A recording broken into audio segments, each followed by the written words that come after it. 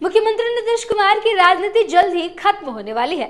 बिहार में उनकी राजनीति अब अंतिम चरण में है। कल मुख्यमंत्री नीतीश कुमार की कैबिनेट का विस्तार हुआ है। इसमें 7 नए मंत्री मंत्रिमंडल में शामिल हुए, जिनमें सातों के सातों मंत्री बीजेपी से हैं। बीजेपी के नेताओं को फिर जगह मिली है नीतीश कुमार के मंत्रिमंडल में। इसके बाद अब विपक्ष की तरफ से लगातार कहा जा रहा है कि बीजेपी नीतीश कुमार को अब दबाने में हद तक कामयाब हो चुकी है। नीतीश कुमार की राजनीति अब जल्द ही खत्म हो जाने वाली है, क्योंकि नीतीश कुमार ने जिन जिन चीजों को अब तक रोक कर रखा था, बीजेपी ने अब वो सारे करने शुरू कर दिए हैं। बीजेपी ने नालंदा से मंत्री भी बना दिया। नीतीश कुमार जिस जाति से आते हैं, उस जाति से भी अब बीजेपी अपने दावेदार आगे कर रही है।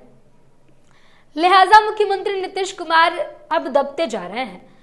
ये बात जो है वो विपक्ष की तरफ से कही जा रही है। राजद के मुख्य प्रवक्ता शक्ति कुमार यादव ने कहा है कि राजद चुनाव तो जीतेगी, लेकिन नीतीश कुमार की जो हालत है वो बीजेपी ने खराब करके रखा है। बीजेपी नीतीश कुमार को अपने रास्ते से हटाकर अपने जो है दम पर सरकार अब बनाना चाह रही है।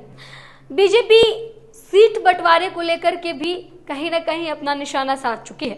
बीजेपी 100 सीटों का बंटवारा करेगी और बाकी की सीटें जो गठबंधन में और दल हैं उनको जाएगा। क्या कुछ कह रहे हैं शक्ति यादव, उनके बयान को आपको सुनाते हैं।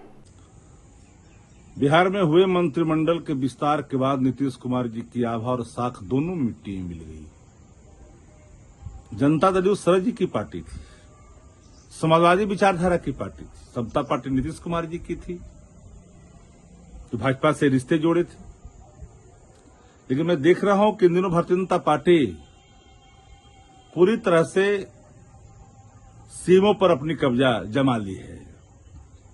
अप्रत्यक्ष तौर पर अपने लोगों को बैठा रखा है, जो स्वयं जिनके पुत्र और पुत्रियां जांच के दायरे में है। वो रिटायर्ड व्यक्ति अपना काम कर रहा है, भाजपा के एजेंडे को लागू कर रहा है। अब 21 की संख्या हो गई है। अब जरा कल्पना करिए कि 5 से लेकर करके 24 तक अब कभी भी नीतीश कुमार जी को इतनी असहजता का सामना नहीं करना पड़ा। नीतीश कुमार जी असहज हैं भी, कई कारण से असहज हैं। भाजपा उसका अनुचित लाभ ले रहा है। अब बताइए भाई कि नालंदा से कभी मंत्रिमंडल में शामिल करने की साहस भाजपा नहीं करते थे, लेकिन इस बार भी की। उनके जिस जाति से नीतीश कुमार जाते उस जाति के लोगों को भाजपा शामिल करने से डरती थी। भाजपा ने तो अब नीतीश कुमार जी को यह एहसास कराया कि आप उस वर्ग के भी नेता नहीं है, उस वर्ग का प्रतिनिधित्व हमने दे दिया है।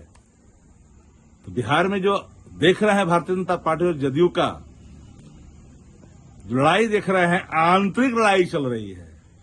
और भाजपा जो है पूरी मुस्तैदी के साथ सिंधे के रास्ते, एक नाथ सिंधे के रास्ते बिहार को ले जाना चाह रही है। अब परिजन भी गुहार लगा रहे हैं कि पिताजी को 25 में मुख्यमंत्री बनेंगे, चुनाव के बाद ये घोषणा करनी चाहिए। लेकिन कौन घोषणा करेगा? हर कोई चुप है। नेतृत्व में चुनाव लड़ेंगे सिंधे की तरह, उसके बाद वही होगा। क्योंकि सबको पता है कि भारतीय जनता पार्टी जदयू में 100-105 की सीटें के बंटवारा होगा। बाकी सीटें तो चिराग पासवान जी और मांझी जी लेके जाएंगे, जो भाजपा के साथ रहेंगे। फिर वही होगा जो सबको ज्ञात है। लेकिन ये जान लीजिए कि तेजस्वी जी के रहते भर में अब ये संभव नहीं है। लाख गठजोड़ कर ले, बिहार में कहां। और अब बिहार की आवाम ने एक कमिटमेंट, एक प्रतिज्ञा ले ली है कि नया बिहार, तेजस्वी सरकार, पूर्ण बहुमत अब की बार। तो 225 में तो पूर्ण बहुमत के साथ अब करते रहिए कसरत, कुछ होना नहीं है। हाँ, नीतीश कुमार जी समाप्त होंगे। तो सुना आपने शक्ति यादव को। साफ तौर पर शक्ति यादव का कहना रहा है कि नीतीश कुमार की राजनीति बीजेपी समाप्त करना चाहती है। बीजेपी चाहती है कि नीतीश कुमार